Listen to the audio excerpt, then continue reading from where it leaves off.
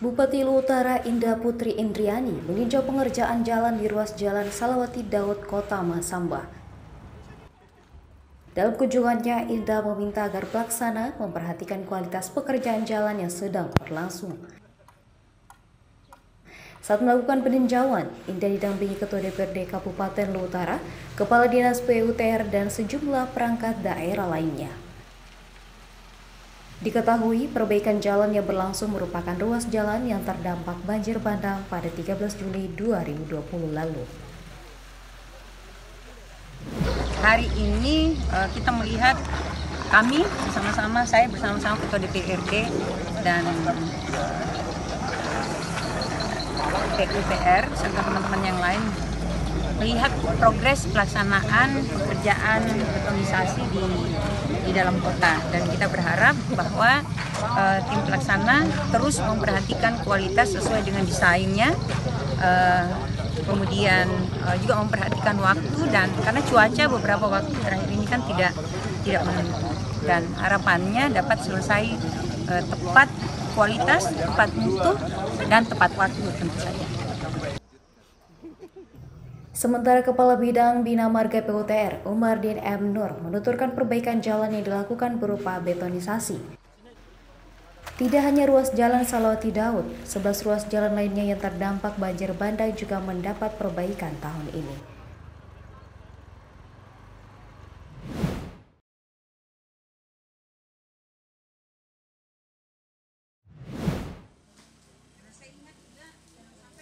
Bupati Luhut Utara Indah Putri Indriani melakukan panen perdana tanaman padi di Dusun Petayan, Desa Karyango, Kecamatan Baibunta. Dalam pelaksanaan, Indah merasa bersyukur. Hal itu lantaran lahan tersebut dulunya merupakan lahan tidur yang kemudian dioptimalkan setelah mendapat legalitas dari Badan Pertanahan Nasional atau BPN Kabupaten Luhut Utara. Kini warga Desa Karyango dapat menikmati hasil panen padi di lahan seluas 534 hektar dan luas panen jagung 13 hektar dengan estimasi pendapatan mencapai 11,5 miliar rupiah yang bergulir di masyarakat petani. Tidak sampai di situ, melalui kerjasama UD Bumi Tani, warga juga mendapat pendampingan dari penyuluh hingga hasil panen tersalurkan dan betul-betul produktif. Saya tahu persis. Untuk itu, Indah berharap sektor pertanian tidak sampai hanya pada tanam petik jual, tapi juga pengolahan pasca panen, mengingat sektor pertanian menyumbang 49,04% PDRB Kabupaten Luhut Utara. Sektor jasa pendidikan.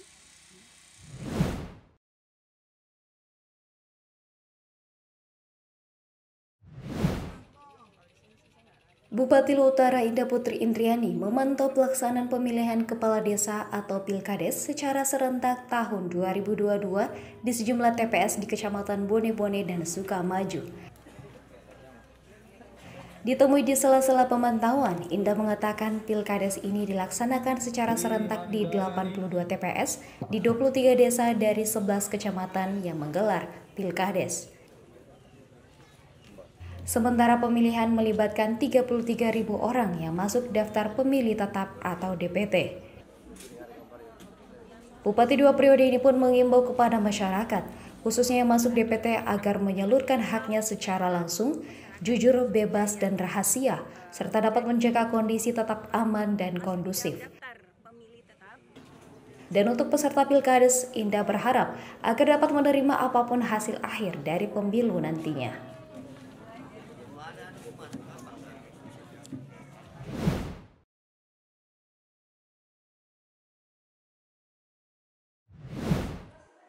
Kementerian Dalam Negeri Republik Indonesia atau Kemendagri melalui Direktorat Jenderal Bina Pemerintahan Desa atau Ditjen Bina Pemdes memberikan apresiasi yang tinggi kepada pemerintah daerah Kabupaten Luhut Utara atas suksesnya penyelenggaraan pesta demokrasi yang dilaksanakan di Kabupaten Luhut Utara.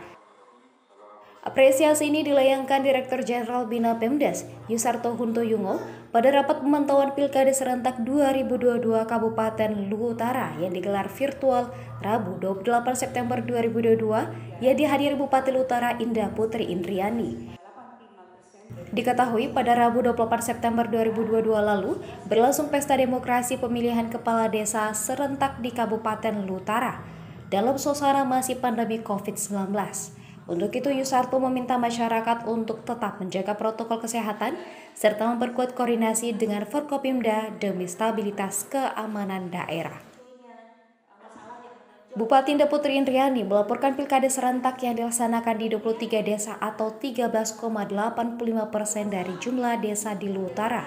Dengan jumlah DPT 33.000 jiwa dan jumlah TPS 82 ini diikuti calon kepala desa sebanyak 68 orang. Indah juga melaporkan beberapa langkah dan strategi pencegahan agar pilkades berlangsung aman, sehat, dan kondusif. Antara lain pada tahap kampanye mengoptimalkan kampanye melalui media cetak dan elektronik atau media sosial. Langkah kedua, tetap melaksanakan pengawasan secara intensif terhadap pertemuan terbatas, maksimal diikuti 50 orang, melaksanakan orientasi dan penandatanganan fakta integritas melalui pernyataan siap kalah dan siap menang bagi para calon kepala desa.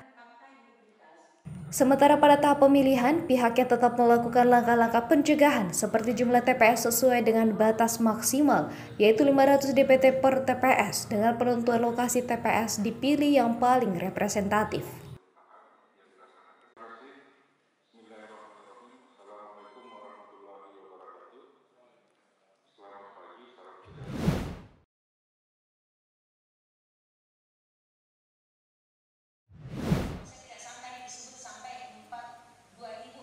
Pemerintah Kabupaten Luwu Utara terus menunjukkan keseriusannya terhadap pengembangan industri kakao dalam daerah.